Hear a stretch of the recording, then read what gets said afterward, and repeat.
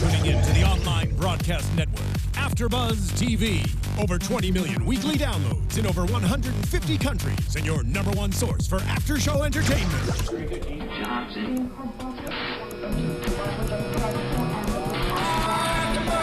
AfterBuzz TV, the destination for TV superfans. Producing after shows for over 300 of your favorite TV shows, interviewing celebrities and showrunners, and bringing you behind-the-scenes exclusives. All thanks to E! Entertainment's Maria Menounos, producer Kevin Unaro, and internet leader Aljamain. Now, let the buzz begin! And so that's who's going to be the opponent for Fedor Emelianenko. Oh, wow. Mm-hmm. Wow. That's right. Well, fight fans, MMA fans, UFC fans, if you are a fan, then Las Vegas was the place to be for these last 3-4 days. What if you're Star Wars Thursday, fan? Friday, Saturday. Yeah. Vegas was the place to be if you are a MMA or just UFC fan in any way. I feel More like matches than you can shake a stick at, I right? feel like a broken record when I'm about to say history was made. Again. Last month I said it for the Rousey fight. This month, I mean, in more ways than one, history was made. But we are here discussing the fights, as many fights as we can, because frankly there are a lot, for the last 3-4 days. Well, 3 days, but it was started 4 days ago. The back-to-back-to-back. Because here on AfterBuzz TV, talking about the UFC 194 mostly, but of course we're going to try to get into some other stuff because there are a lot of fights that kind of define a certain division as well. Title eliminators, title contenders, contendships, whatever you want to call them. This was like a smorgasbord of fights that closes out 2015 and sets really interesting several stages for 2016. Absolutely. So we have a lot to talk about. So before anything, who are you two? Well, I'm Lethal Laura, and you can find me. And you can find me at lethallaura.com. 1L. No. 1L. .com. 1L. That's right. And I'm J10, and you can find me here at the AfterBuzz. See, I like it when you guys introduce yourself as LL Cool J. I kind of like that. I dig that. We forgot. Well, you were supposed to start at LL. I didn't get the memo. And I'm George Hermoza. Here. You can follow me on Twitter and on Instagram at ghermoza. Just surpassed 400 followers, so let's get that hashtag road to 500 followers before the year's up. Now that's followers. How are we on tweets? No, I actually have. Have you passed 350 yet? I actually did. I checked. I think I have like 900 tweets. So I have double the tweets of followers. Absolutely. Yes. Good job. Thank you. Thank Go you to ahead. the audience. And new tweeting champion. As I mentioned, history was made in more ways than one. Yes, sir. Of course, this was one of the most highly anticipated fights in the last year. Maybe even UFC. Definitely in the history of the featherweight division, both WEC and UFC. Yep, Max Holloway and Jeremy Stephens absolutely paid off like $1 million, right? So many fights we're going to try to get into as much as we can. Of course, the top of the card, the one that everybody came to see, literally, even maybe from Ireland, came to see. Maybe from Ireland? Jose Aldo. I don't know. Maybe they're from Boston. I don't know. There was no maybe. I think they were there. There was a lot of them. Some of them didn't make it to Vegas, by the way. Did you hear about that? There was a flight, apparently, that was turned around midway from the East Coast on its way to Vegas because a couple of Conor McGregor fans got too rowdy and disruptive on the flight. They were rowdy?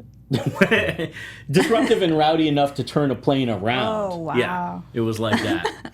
Well, first off, the first record that was broken was the gate at the UFC 194. It's $10.1 million at the gate. Yes. Wow. That's insane. Yeah.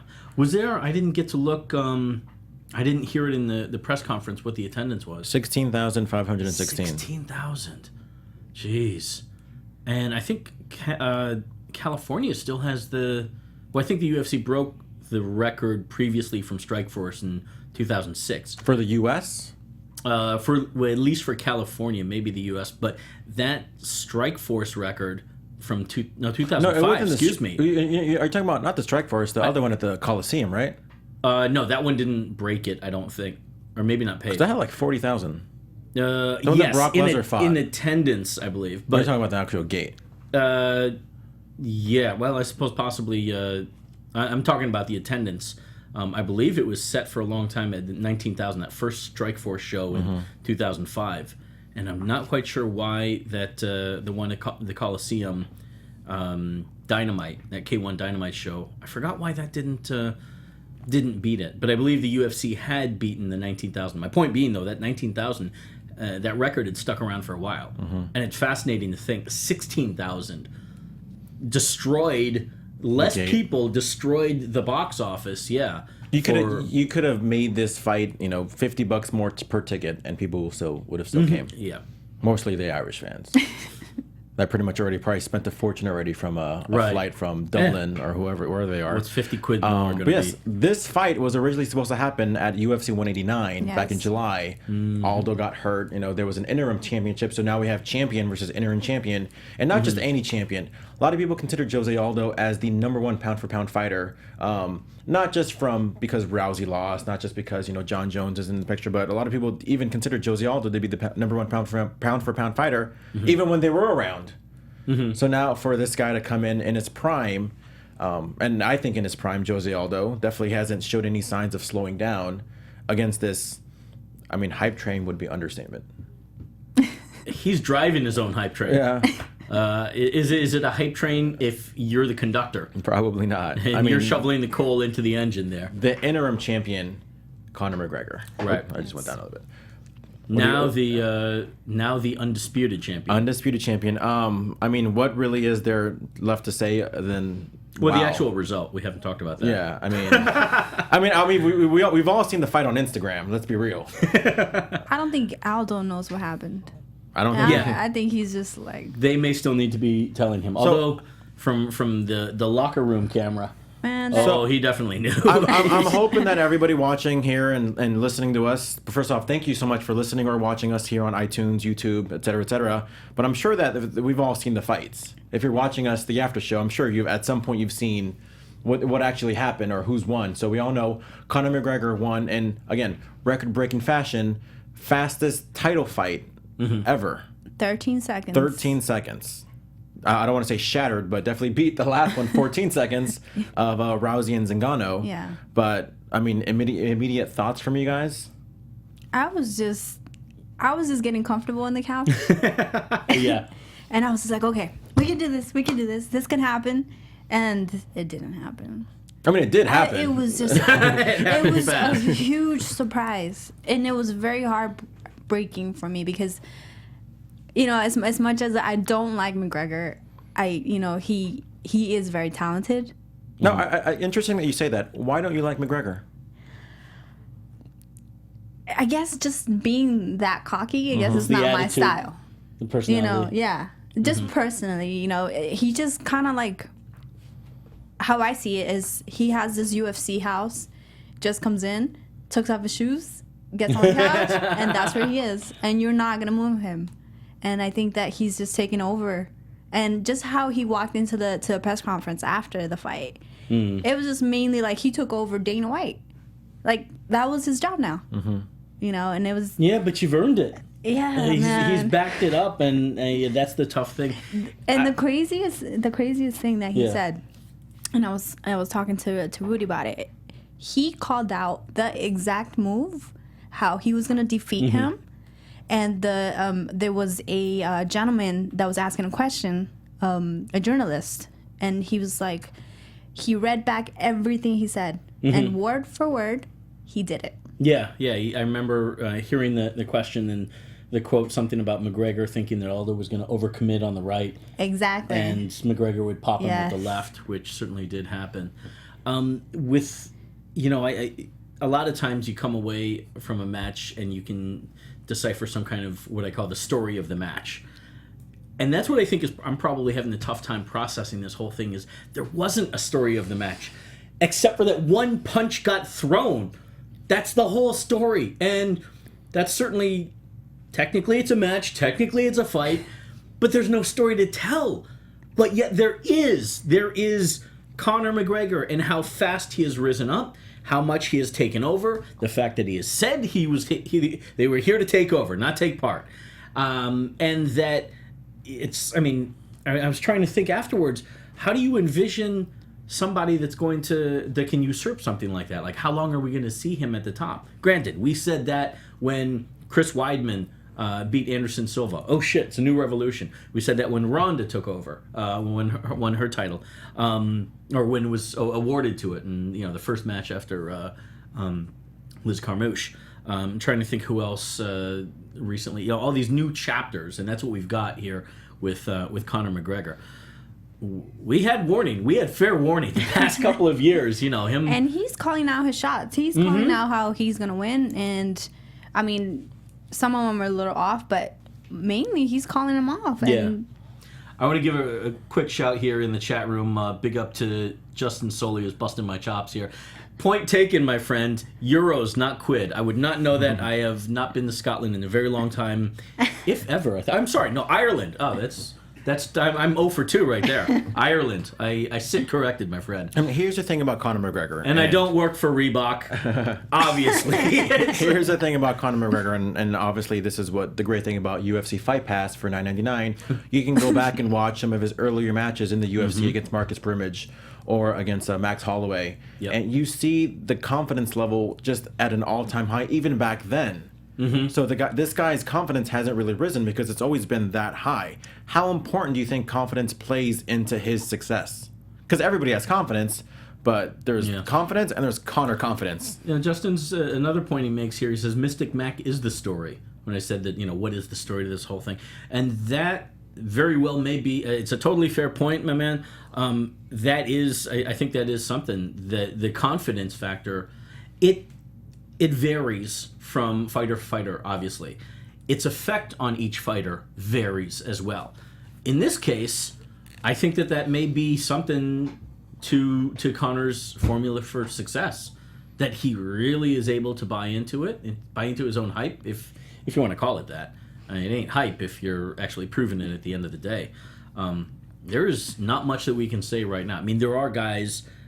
We know that he's going to have tougher fights against guys that we wouldn't necessarily expect, given the MMA math. Jose Aldo being who he was and his dominance for so long. But we saw Chad Mendes take him down, and a lot of people were saying that Conor lost that first round to Chad Mendes in their fight. Max Holloway made a point saying that he went the distance with Conor. Joe Duffy, a couple of years ago, beat Conor. Granted, it's probably a very different Conor McGregor, but Conor is human like anybody else. He will be beatable. He is beatable. We're just not seeing that anytime soon, I don't think. Especially based on last night. You can't even envision it. At least I couldn't right off the bat.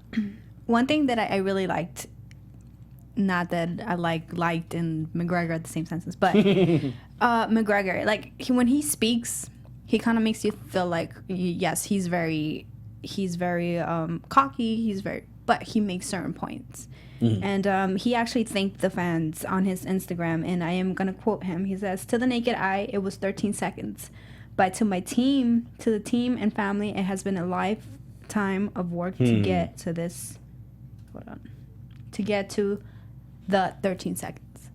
Which was... Fair point. I mean, with going back what you said on further reasons why you don't like McGregor, does it make you like him maybe even like a little bit more, knowing that even after he won, honestly, I was expecting see, I told you guys, Aldo's a bum, but he literally said, Aldo, that guy's a lawyer. Yeah. It literally looked like he was speechless. Yeah. He was talking, but I can tell he was still speechless. I mean, does the humbleness at all kind of make you like him a little bit more? No. Really? Because there's not enough of it. Yeah. He should have given him the title back and said, "No, it's still really you. I got a belt. You can keep that belt." You'd be okay with that then, right?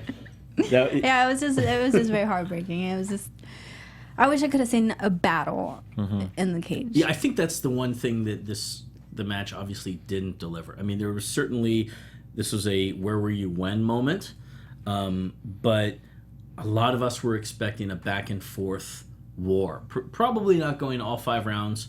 I could see a scenario where 9 times out of 10, that 10th time it does go all 5 rounds, and God no, I mean we would have all benefited from that one, right? Seeing 25 minutes of these guys, but that's what we didn't get. And even Conor in his post-fight comments was talking about how he wanted more of a fight. I'm sure Aldo did as well. To be sure, there, yes. Yeah. I think though that it's one of the big conversations to come out of this whole thing has been the immediate rematch or not. Aldo seemed to be, I mean, he out of it in his post-fight, but he seemed to be talking immediately about wanting an immediate rematch. And, based on the trends that we've seen with the way the UFC has been booking in the past, let's say, 6 months or so, we have seen a lot of, there's been these guys that have dominated for such a long time, last year or so. I mean, Anderson Silva got an immediate rematch. Why? Because he'd been such a dominant champion for such a long time. Renan Barão, same thing. Ronda, most likely the same thing. And you, based off of that, you have to make the same argument for Jose. That said, we'll get into that next real quick. Yeah. But with that said, is Conor's next fight, whether it's against Aldo or Edgar, is it going to be? Should it be at Croke Park in Ireland? I mean, he already said it. If he wins, he's going to defend it in Ireland. Do you just already make everything happen right now? Or do you kind of see how everything goes? Well, here's the tricky part. I think the weather is going to be the thing that plays. Although, unless Croke Park has a retractable dome or not. I don't think so. Okay. Yeah, well, it's Ireland. Yeah. It gets wet there and cold and nasty at night. So... See, I don't know. My thing is, maybe you might know a little bit more than this, is I think there was a big deal with, the curfew thing. Then why not just have the event, an hour or two earlier? TV, it may possibly affect the TV schedule here. But I mean, it's not like they haven't done... For such a marquee match. Yeah. They'll do shows in the middle of the day or in the morning, but those are largely B-level fight night shows. Now, so right before we go on to the next fight, is this, and I actually meant to ask this question last month, I know this was still kind of an OMG moment for different reasons. Last month was more of an upset. This was more of man, I can't believe that happened so quickly. Is this a changing of the guard? That means, which I mean, where is Aldo? I don't want to say he's done, but is it the era of McGregor now? Right. Is it now his division to run? Is Aldo are we going to see him maybe come back and at some point does he have a chance of becoming champion again, or is just pretty much? It's a fair question about how does Aldo rehab himself, and is he able to? I don't know. I mean, I think you on one hand you got to go. You either go through another 25 guys, and just win decisively, but that's going to take years to happen. And at this level, Aldo couldn't, I don't think, go through that many without getting a title shot. If he beats 2 or 3 guys, then you're talking about him right back in the title mix. And I think McGregor was actually talking about that too, and he said that he has to get back in line to get that shot. At the back of the line? No, get back into line. Into line. Well, yeah. Yeah, so that's just a matter of working out your medical... I think he's calling him the shots now. So Conor is. Well, speaking of which, I mean, before we talk about the middleweight championship, there was another pivotal fight in the featherweight division the day before on Friday night, which was Frankie Edgar against Chad Mendes, and what all the people thought should have been the #1 contendership. Obviously, if Chad Mendes won, it would have been his 3rd or 4th shot at the title. I don't really want to see that, but now he didn't win. So Frankie Edgar won, in my opinion, stunning fashion as well. I was not expecting to knock out Chad Mendes in the first round. So before we talk about the middleweight championship, let's talk about Frankie Edgar, Chad Mendes. What'd you guys think of that fight? Shocking? Thoughts? That was actually shocking. I missed that fight. But then we were looking into the highlights, and then we were looking at it and it said Chad Mendes gets knocked out. And I was very surprised because I was looking for a battle too. Because they both work very hard, in the cage, and they outdo each. I think they could outdo each other and try to get a good battle. But when I seen that was crazy, and that was a crazy shot. Yeah. How he got knocked out. It's a match that people have been talking about for a long time. Yes. Yeah, there are 3 guys that everybody wanted to see Frankie Edgar fight when he did drop down to featherweight, and that was Aldo, Faber, and Mendes. He pretty much beat 2 out of the 3, with Aldo being his first fight at featherweight, and I don't think he's lost since then. I guess he's been on a complete tear. I think he beat Oliveira, obviously Faber, a few others. So, I mean, you can't really deny Edgar now. I mean, you can't deny him of a title shot. It's just a matter of when does he get that title shot. When does Frankie get that title shot? Okay, so let's talk about that. I mean, that kind of ties into the conversation about the rematch. Exactly. Aldo, McGregor 2, maybe 3, depending on how you interpret it. what's going to be better for business? I mean, there is who deserves it more. That's one conversation, and then what's better for business. The UFC has proven that they're willing to do either or. Yep. A lot of times leaning towards what's better for business. Edgar versus McGregor is definitely it's a breath of fresh air. It's a fresher match, to be sure. Aldo McGregor, you could make the argument based on their track record that Aldo should get that title match. Now, we're assuming that Aldo immediately wants to come back. We don't know that for sure. I mean, it's less than 24 hours thing happening. So there's that.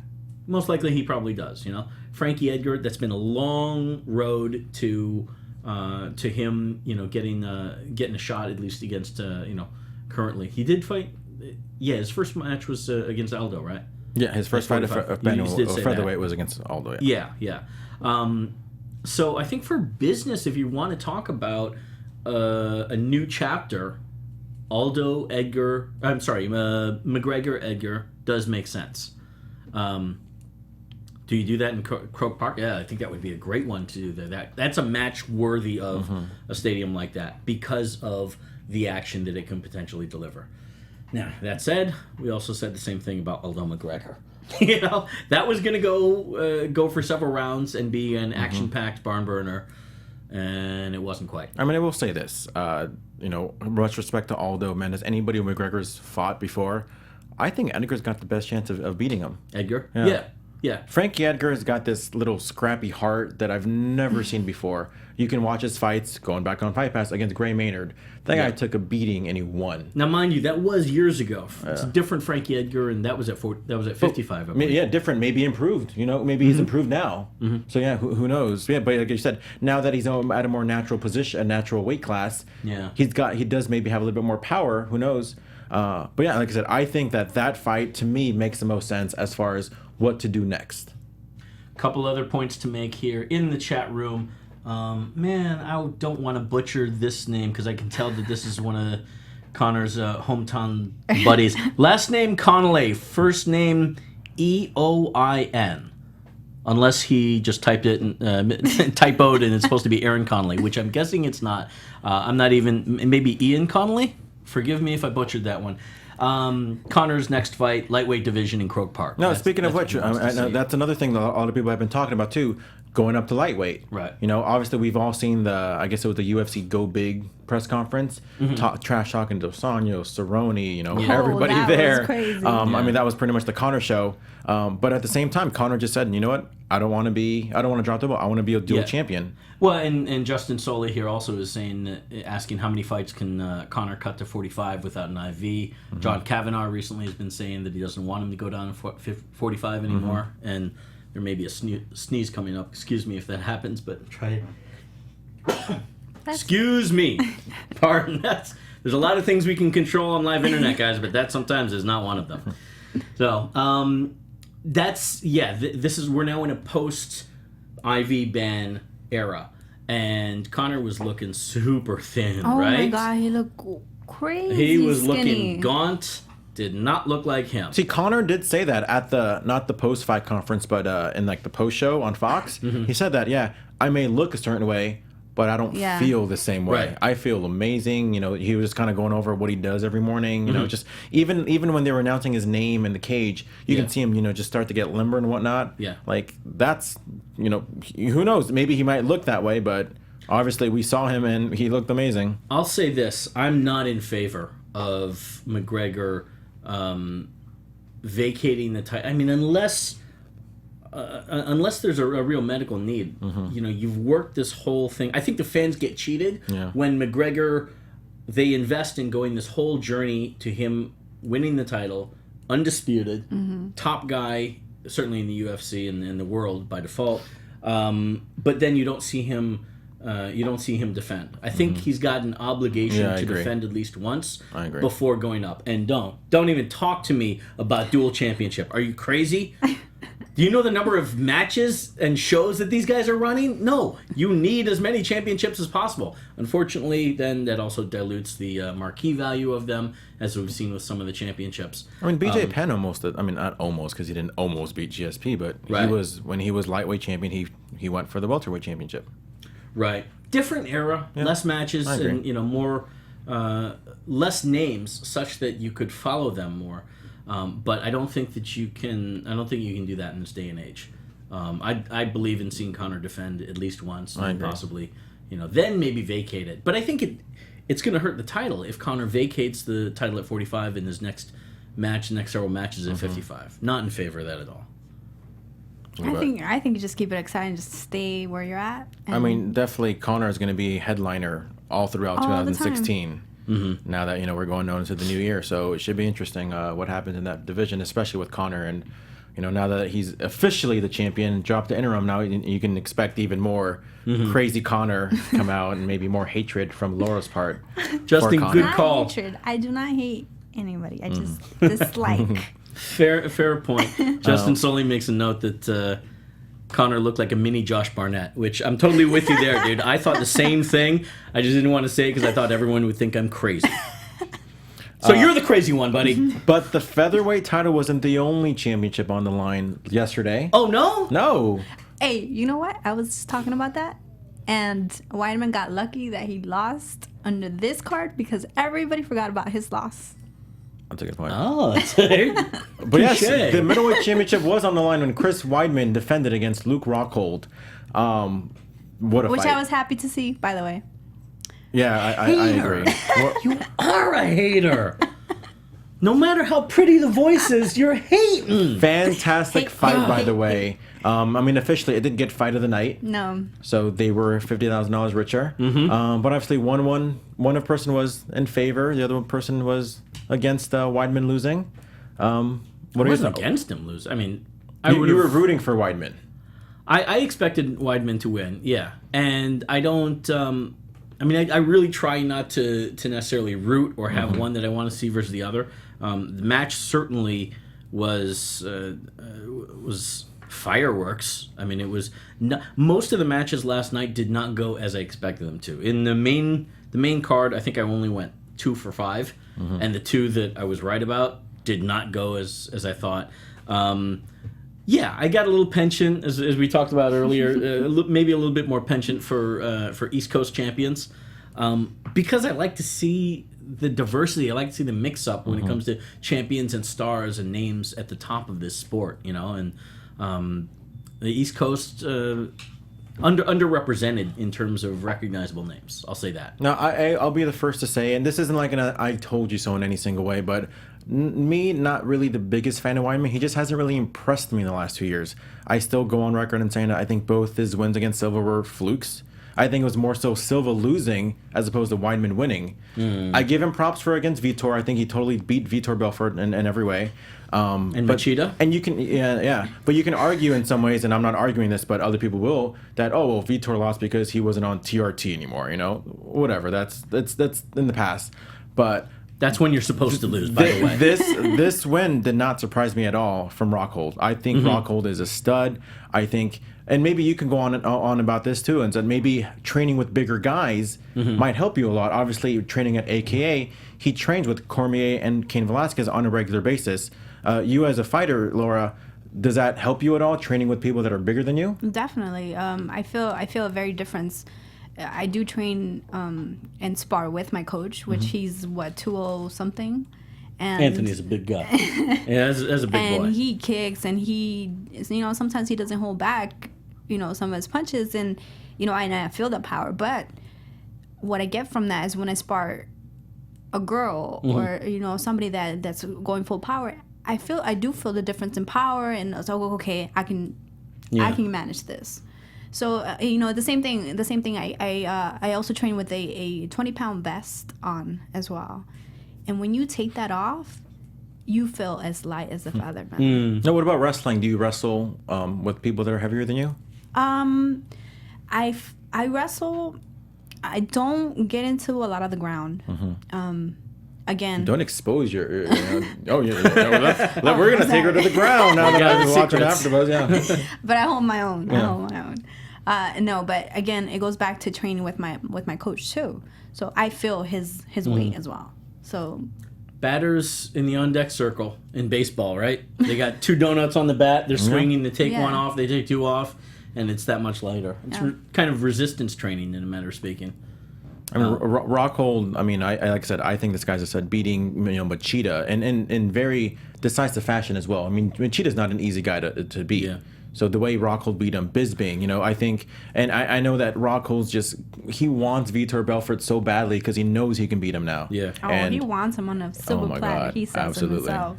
I think the story to this match, though, was really, for me, it was the surprise of Weidman not putting up a grittier fight. Rockhold had Weidman's number quite a bit, especially in the wrestling, which you wouldn't expect from a guy with Weidman's pedigree, from Hofstra University, several-time All-American, I think.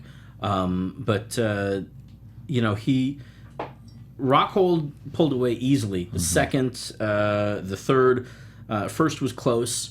And first, watching it live, I leaned a bit more towards Weidman. I agree.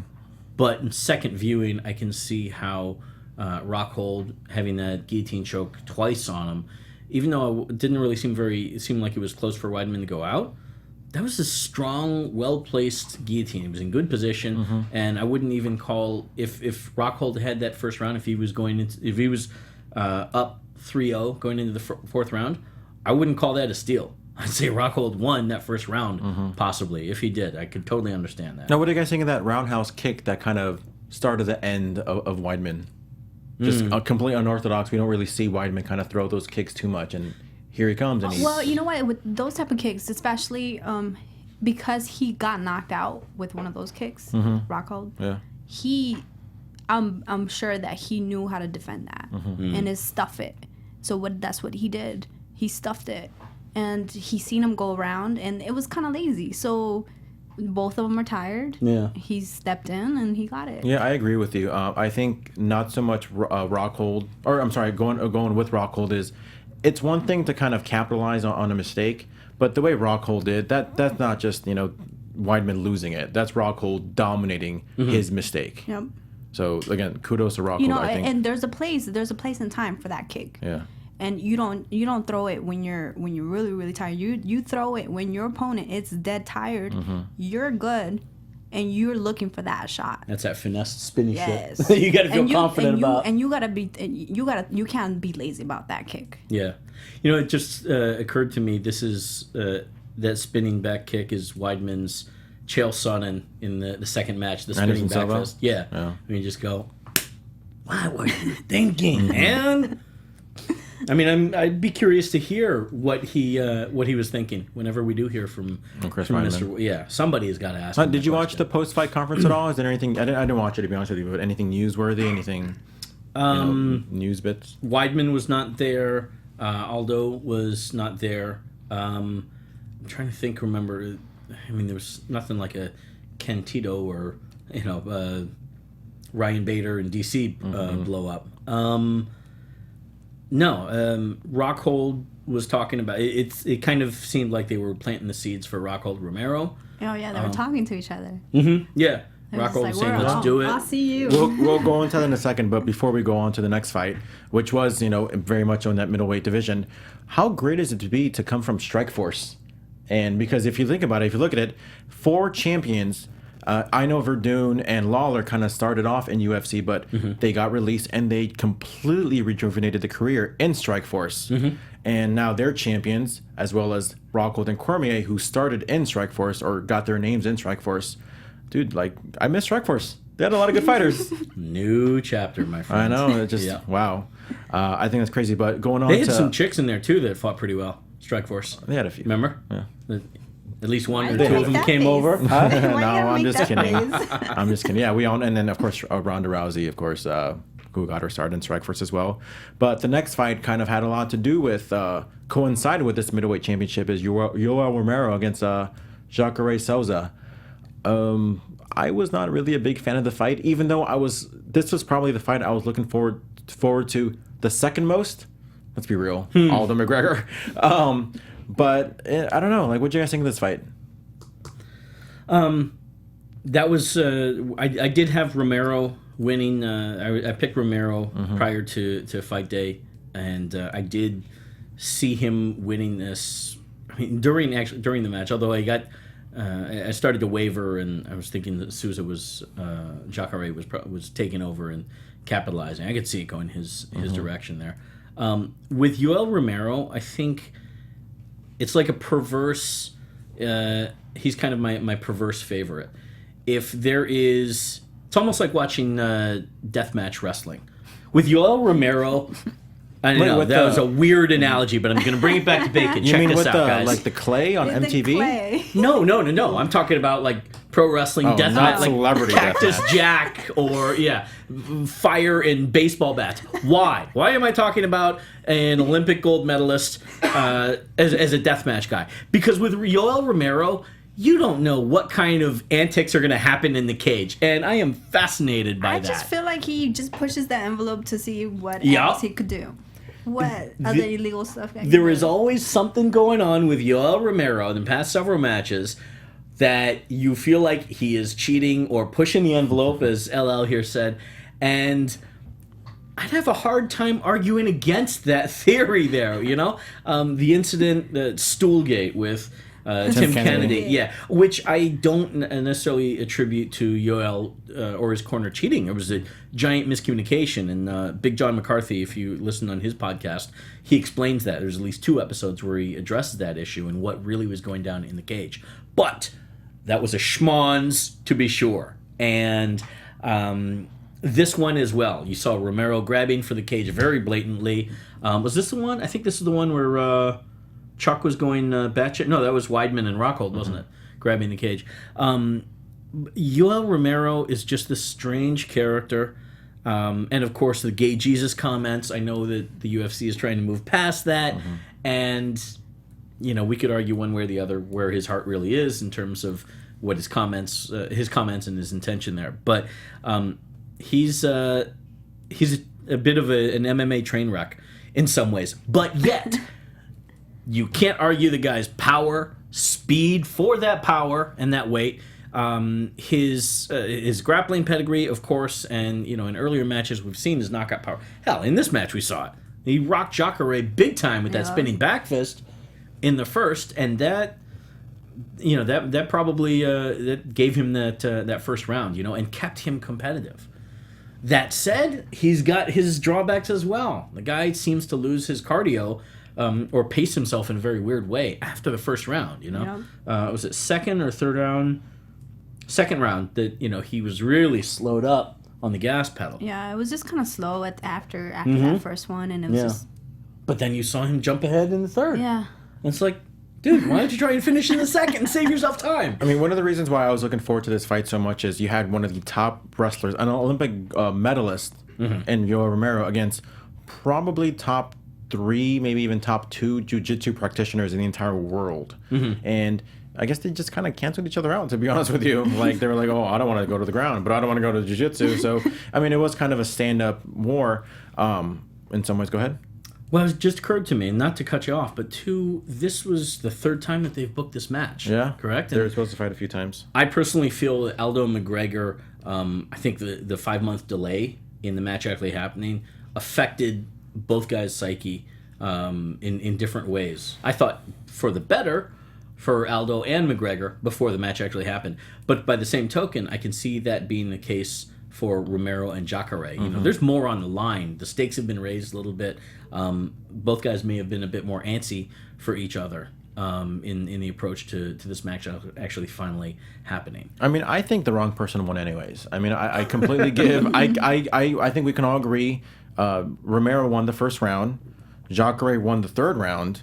It's just that middle round, and the only reason why I gave Jacare the second round is because, which, by the way, great reffing, by the way, when Jacare was trying to take Romero down, Yoel grabbed the cage and actually ended up getting in top position. The ref, you can clearly hear him say, you know what, you use the cage to get position in, so I'm going to take that away from you. Yeah, Justin Sully mentions it in the chat room. One more time, I'm going to take a point away. And that's not the only reason. I did think Jacare was a little bit more active, but that's one of the reasons why I think Jacare had that round.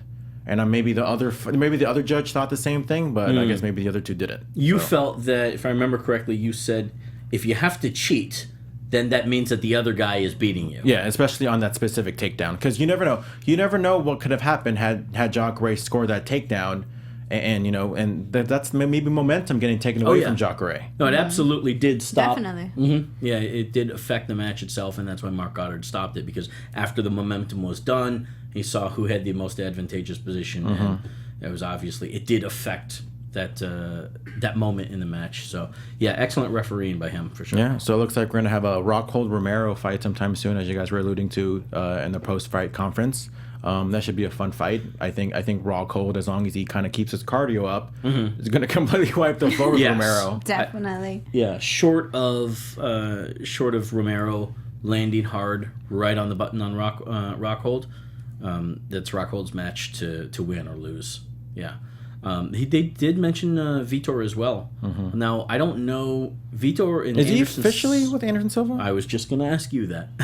I don't believe that it's been officially made, but I know that there was an announcement that I believe February. They were talking about these guys fighting in Brazil. Okay. Which is a great money match. Yeah. That's going to... I would think that would draw very well down there. Perhaps that... maybe that's that's an indicator. It can be used as a title contender match as well. Maybe. I would like to see Rockhold and Anderson Silva. That'd be a fun match. So just what I'm saying, yeah. I just mentioned Jacare being one of the maybe like top 2, top 3 jiu-jitsu practitioners. Another guy who I think maybe number 1 is Demian Maia, who also fought yesterday against Gunnar Nelson. I think last time he fought Maia fought, he fought Neil Magny, and we all were agreeing that was pretty much like an artist with his canvas. And Jiu-jitsu I think clinic, yes, and I think this match was very much so the same, just using a different form of paint. That Maia just like completely just Pedro Picasso, if you will. Oh my god, like it was so beautiful to watch. Maia, since he came to the welterweight division, I think maybe he has one loss. That guy just completely. I would like to see him get a title shot in some ways in the future against Robbie, or the winner of Robbie and Condit. Robbie Condit, Interesting. Yeah, he did talk a bit in his post-fight interview. I didn't hear it very well, but about the ranking system, wanting it to be a bit more mathematical. Whereas now, as I understand it, I think it was supposed to be revamped sometime this year. In part, on the heels of the Reebok deal, but that it is a certain pool of MMA media that the UFC has picked or elected, and that those guys are the ones that do the rankings. I don't know how else would you do it though. The rankings, do you do, because even then you're going to end up with MMA math where this guy beat this guy. So therefore, honestly, I think maybe Dana, Joe Silva, you probably know this as well Sean too. Shelby. Where like you just make the fight that makes the most sense. You don't need certain numbers to kind of dictate who gets the next shot. Well, they're a guideline. Yeah, it's only a guideline to help make matches and kind of give context to all of these guys. Otherwise, it's just this giant kind of like pool. have a record in some ways, A record. No, kind of like there's standings. Right. In all team sports, there's standings, In tennis, there's rankings, just things to just make it official. Yeah. I think you can have official rankings, but it doesn't necessarily, it's who you book based on the rankings is a bit subjective, based on different scenarios at that any given day. Speaking of rankings, the first fight of the card, Max Holloway versus Jeremy Stevens, number 5 against number 8. Holloway, like, just always looking impressive. I think his last loss was against, coincidentally, Conor McGregor. And that guy just been on a complete tear since being, again, and I say this all the time, sometimes a loss is the best thing that can happen to your career. And that's what Conor McGregor was saying. Yeah. He's saying that everybody that lost to him is somehow inspired now. Give him inspiration. Yeah, that is true. Let's see what happens with Dustin Poirier and Joe Duffy before too long. I am kind of curious, like, where does Max Holloway go from here? Again, I think Edgar should get the next fight, but you want to test Holloway? Maybe he should be Aldo's next fight. Oh, he was calling that out too, no? Really? Right after his fight. I thought I was just calling out McGregor. He's like, I'm the only guy that took him to decision. Like, okay, you still lost though. It's not like you beat him by like a split decision. It's unanimous. So, again, I should be a fun 2016. Holloway, Yes. number 5. Yeah, I mean, he's knocking on that door right now to be in the title mix. I love the idea of UFC Hawaii. I don't know why that hasn't happened faster. Max keeps talking about it. He was marketing for a title match there, or thinking that he could sell out Croke Park. Mm-hmm. I don't know that I go along with that one, Maxie, but a good try there. You got to do what you got to do.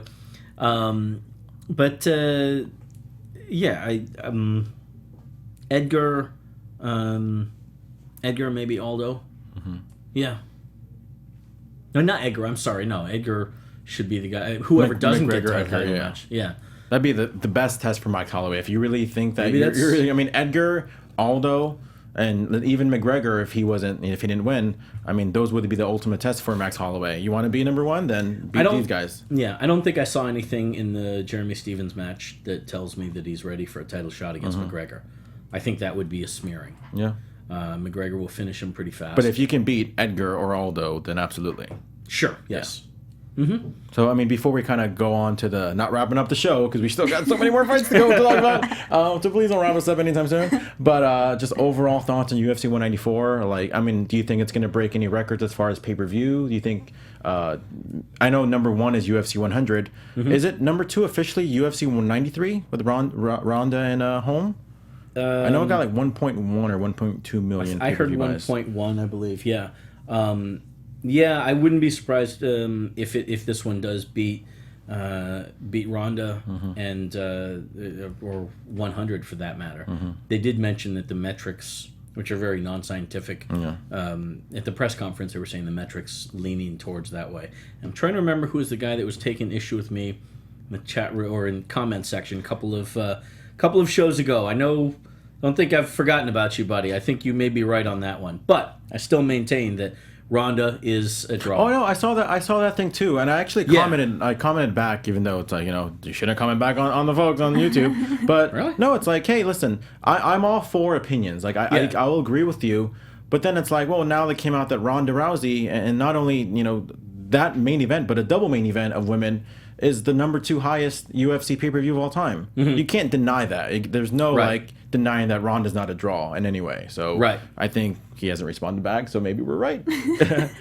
Yeah. Until when the pay-per-views come out on this show. You might be right, buddy. I wouldn't be surprised if Conor ends up beating it. But that's not to say that Ronda's not a draw. Yeah. So most people are going to get beaten by Conor McGregor in the pay-per-view. That's understandable. I know the previous night, Saturday, so we had Friday. I know you were probably a little bit more invested in this because I know you cover The Ultimate Fighter here on AfterBuzz TV.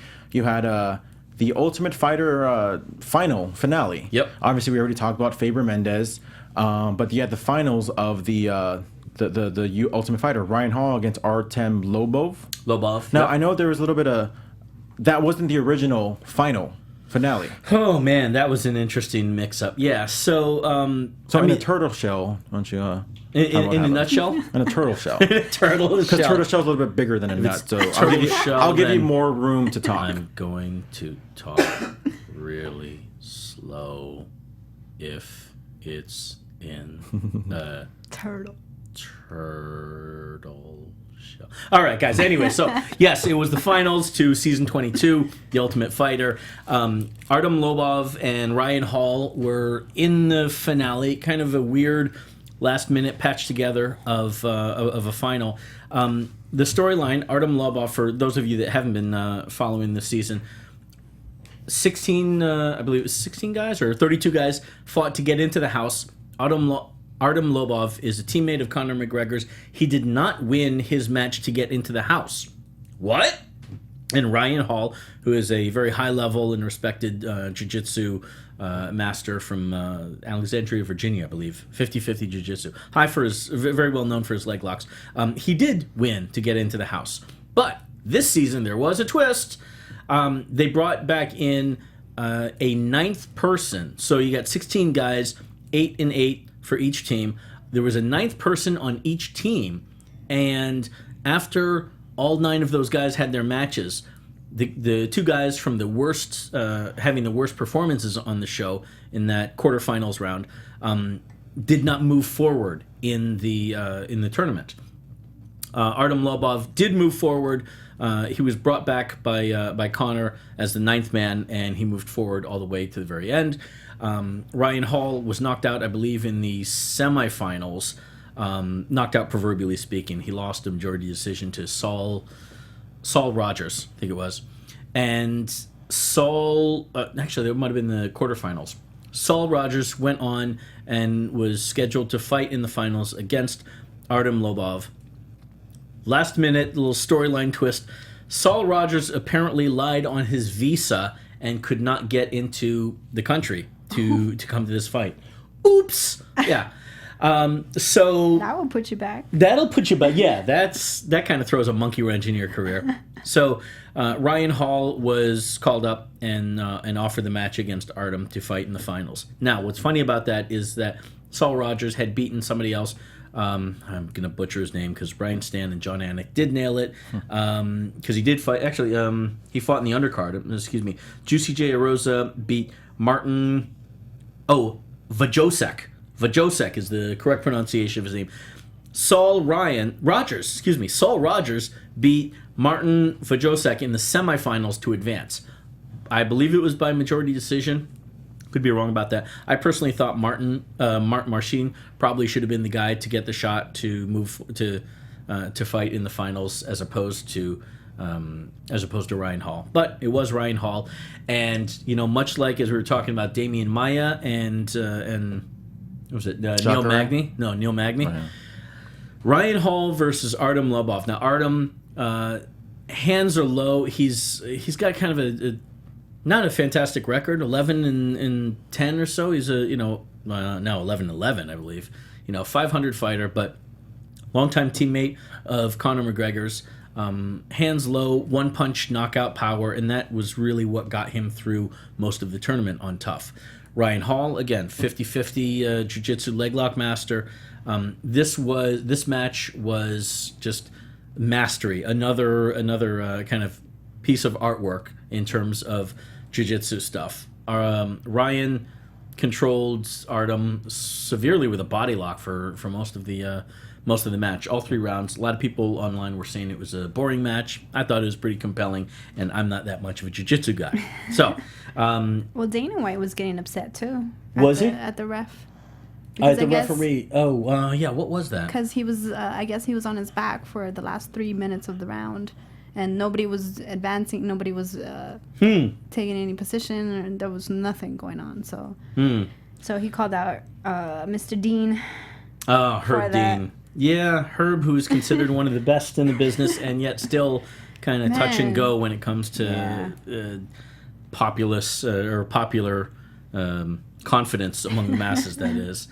Anyway, Ryan goes on to win the match 30-27, 30-26, 30-26. Artem had nothing for Ryan in his jiu-jitsu. And there you go for season 22 for the finals. On the same night, though, you had probably one of my favorite fights of the year so far. It's like December. The end of the year? Tony Ferguson and Edson Barboza. Yes. Like, holy crap. That was 2.5 rounds, or I guess 1.5 rounds of just a war. That fight was just like, holy crap. That first round was just insane. Like, Tony Ferguson, he reminds me a lot of Diego Sanchez. Just Ferguson actually wins his fights. But, man, that guy is just like, he's just in war mode 24/7. DGAF, right? Oh, my God. Don't give a And lot. Edson Barboza is not an easy guy to beat either. That guy is legit. Wicked kicks, wicked knockout power. But Ferguson is just like, oh, my God. Like, that guy... I'm hoping that guy gets a good shot to just move up the rankings, get a title shot, or just anything. That guy, I think, deserves anything that he gets because he is just amazing. He's there. He's ranked number 7 going into this match. Going to number 6, obviously, since he beat number 6 for Barboza. So, he's at least on talent and creativity alone, like the quality of his matches, he's a top 5 guy. Whether you want to do the cutoff at number 5 or not, both guys came out swinging really fast. Ferguson is a guy super creative with his jiu-jitsu. He was doing a lot of... He took a couple of those rolls, inverted rolls. He did it like 3 or 4 times. Much like Ryan Hall does, quite frankly, with his leg lock game. Tony Ferguson is willing to take risks, and he's smart about that. In the same breath that we say he's willing to take risks, he takes smart risks. And when he gets himself in trouble, he knows how to extract himself from that bad position and reset. See, the key thing you did say is smart risk, because here's a guy who's won out of his last 3 fights four bonus awards. You know, three straight performance of the night awards, and obviously I think one of the fight of the nights on Friday night. So that's a guy who, like, and he won performance as well. Yeah, I'm saying 3 straight. Like his last 3 fights was double performance of the whammy night, on this one. and then the last fight was performance and fight of the night. Yeah. So $100,000 Richards for Ferguson. I'm sure his life is on cloud 9. I think he said he's having a kid sometime soon as well, he's got a son which I'm on the sure way. is amazing. But yeah, Ferguson. His college tuition money already set. God, Ferguson. Freshman year anyway. Didn't Barboza land way more hits on him than Ferguson? I wouldn't say way more. I think. I mean, it was kind of back and forth, but just Ferguson. But yeah, I agree. Barboza is no joke. Like, that guy knows how to strike, if anything. Very bloody. Yeah. It was crazy how he actually got that Doris. It wasn't that slippery. He sunk it in twice. Was it twice or just the once? No, Juicy J in another match, he was sinking in the Doris, going for that as well. But yeah, that came out of the blue in that second round for the tap. Yeah. Right before we're about to wrap up the actual show of this after show, let's talk about really briefly the main event of the night before UFC Fight Night on Fight Pass. Girl fight. Rose Namajunas against Paige Van Sant. I know that wasn't the original Jermaine fight. Lee, we're finally getting to that. It was supposed to be Paige Van Sant Shout out against to the chat room. Joanne Calderwood, but Calderwood got hurt and got replaced by our girl Rose. Did you send her roses? I think Your so. girl JoJo? Probably. Yeah. Probably. Well, it's expensive. I gotta ship it all the way to Scotland. Jesus. Well, yes. At least send her one. You do what you got to do for your girl, expensive. man. It's like $100 to have it like overnight. In my worst Dana White impression, do you want to be a fucking boyfriend or not? It ain't all about just saying online that you're somebody's boyfriend. She is pretty cute. The worst. But this was a fight. This was another war. I wasn't expecting this much of a One-sided war. Yeah, very, very much so one-sided. And in my opinion, here's a classic case of experience versus non-experience. I know Paige is kind of like the golden girl, and she's got a great training camp behind her. But Rose, just like she was so calm in there. Yeah. Just so calm, stay calm, just riding her, and it was very beautiful to see. Do you think it was the experience as opposed to the spotlight that Paige has been thrust into? I don't know how I feel about it one way or the other. I'm just kind of throwing it out there, but I feel no, because she even said it herself. I got outclassed, and I don't have that technique. I mean, the way I looked at it was, Rose had an answer for everything, and if it wasn't for Paige's heart and part of her limber, she was very tough. Her limber, like, she would have got submitted like in many times. But kudos to Paige Van Sant. I thought she was going to tap out multiple times before she ended up tapping out in the 5th round.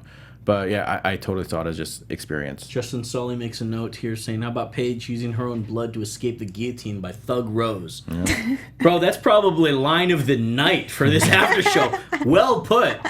I don't particularly, I know it was a bloody match. I don't particularly remember that specific moment, but that line is badass to read, my friend. Good work. Yeah, but that was a fight. I believe that one fight of the night as well.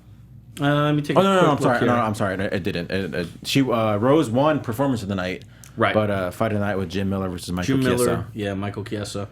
Tim Means also won performance bonus that night. Yeah. Like I said, there's so many fights to go over. Obviously we try to go over them all. Some of the other big card fights is Uriah Faber beating Frankie Saenz. Yeah, that was a fun, exciting fight. The main event of the prelims. Our girl Tisha Torres won. So many fights. Evan Dunham looking good over Joe Lozon. Yeah, I hate that because I'm a big Joe Lozon fan. But yeah, he looked very good. And one more person we need to talk about, just because we feel like this guy's going to be all over 2016 as well. Oh, gee, thank you very much. Really appreciate that. Yeah. I really like fighting and train hard, and I'm just gonna keep working hard, right? Sage Northcutt. There you go. Sage, you should have fought for me, my friend. I got 2 matches with your girl, and was you Wait, is he? I fought that night, the same night that Brooksy fought It his was sister. Brooksy and Colby, right? Yeah. Not. Yeah, oh. Colby fucked. Thought I had paired you two up. I probably was going for that at some point. Yes, Super Sage Northcutt. Boy, they like this guy. I don't know what to make of this guy. I think the only person that's going to defeat Sage Northcutt is somebody chopping onions right in his face and finally making him cry. The second that Sage Northcutt cries, yeah, that guy's got his number. Jesus Christ, seriously, like that guy. I mean, he just shows impressive, and I know we said the same thing about Paige Van Sant. I mean, the youngness and just improving every single time. And I will say this: Paige did show me a lot more in every single fight. She just happened to lose on this time. But same thing with Sage. That guy just shows me a new side of him. Yeah. And again, I just want him to make sure he's patient. You know, don't rush. Don't be so quick to get into that main event slot. As you would say, maybe the pressure did get to Paige. So just Sage, maybe keep working. Maybe like don't go too fast. You know, Right. Maybe still don't. And I get it. It's not really if he wants to fight in the prelims, and Dana said no, you're going to be on the main card. Like he's not. He doesn't really have a choice. You know, his as I alluded to, I had booked his sister Colby Northcutt. She fought for us at the UFMMA twice. And Sage was there at least once that I can remember. Before he actually was legally able to fight MMA in California, he was, I believe, 17. And we were just waiting for him to jump the threshold to be able to legally book him. By the time that happened, the group in Texas was able to find fights for him, and so he stayed there, as is understandable. His dad is very well invested in controlling of both of their careers. And I think a lot of people will point to him and say helicopter dad. But I think that said, his dad markets wants success for him. I think he wants it right. And even if he is obsessed, I'm not suggesting this, but in theory, if he is obsessed with Sage's career and wants to live vicariously through Sage, I'm not saying that's the case at all, but worst case scenario, I do think that he's going to be very careful with Sage's matches and who he fights and not push him too fast. I mean, you can't push him. The kid's 19. He's in the UFC now. There's no more need to push him fast. Now is the time, if any, to make sure that that you're really careful with his career and who he fights, where he trains, etc. He was with TriStar for a little bit for us. Zahabi did corner him in this match. I believe, though, that Sage is enrolled in college right now and came back. I think he had a final the other day. Was that what it was? I think so. I know he came back a bit early, and unfortunately that made headlines in MMA media. Shame on you guys. Sometimes life happens, guys. You know what I'm saying? But we did see Sage get taken down in this one. It wasn't the one-sided domination that we saw the first time around, and I don't think that we should expect to see that from Sage. If we do see that, then props to him and the team that's running him and training him. But let's not put our standards so high on that. The kid's 19 years old, and he's got just as much a right to mature and grow as anybody else in the sport. Yeah, we don't have to have two Conor McGregors in 1 year. Like I said, there's a lot to look That's forward the to. backup. There's a lot to look forward to 2016, which we'll get into next week because we're going to be back next week covering the UFC on Fox card as another championship fight, Rafael dos Anjos against Donald Cowboy Cerrone. Not only are we going to be covering that fight, but again, it's our last after show of the year. Yeah. We're probably going to be talking about our fighters to look out for, as well as our fighters or fights that we enjoyed for 2015. So for everybody listening, everybody watching, we want to know who your favorite fighter or maybe fighters to look forward to in 2016 as well. Feel free to hit us up on the Twitter, the hashtag ABTVUFC. Of course, the YouTube comments is always a plus. Obviously we read them all. So please, all positive ones. And big up to all the guys in the chat room here. Absolutely. Who we got? Gene Barretto. Guys and girls there. Gene Barretto. Jermaine Lee. Justin Soley was super active here. I don't think we saw from our man Joe Boza. Missing you, buddy. But, yep, that was it. Oh, and George Hermoza and Jay Tan. Shout out to you guys. If you did want to kind of start early on the talk of maybe fighters or awards for 2015, fighters to look forward to in 2016, what are your social media where they can maybe talk to you in the meantime? Oh, hey. If they don't want to wait till next Sunday for us to talk about. Nice segue, buddy. I'm JTan716 all over the big three, all over your internet. And I am Lethal Laura. You can call. You can call. find me. We can call you. Oh wow. No. You can find me 909. on Instagram. Lethal Laura with one L in the middle. Cool. And I am George Hermoza at G Hermoza, Twitter and Instagram. We'll see you next week. From executive producers Maria Menounos, Kevin Undergaro, Phil Svitek, and the entire AfterBuzz TV staff, we would like to thank you for listening to the AfterBuzz TV network. To watch or listen to other after shows and post comments or questions, be sure to visit AfterBuzzTV.com. I'm Sir Richard Wentworth, and this has been a presentation of AfterBuzz TV. Buzz you later. The views expressed herein are those of the hosts only and do not necessarily reflect the views of AfterBuzz TV or its owners or principals.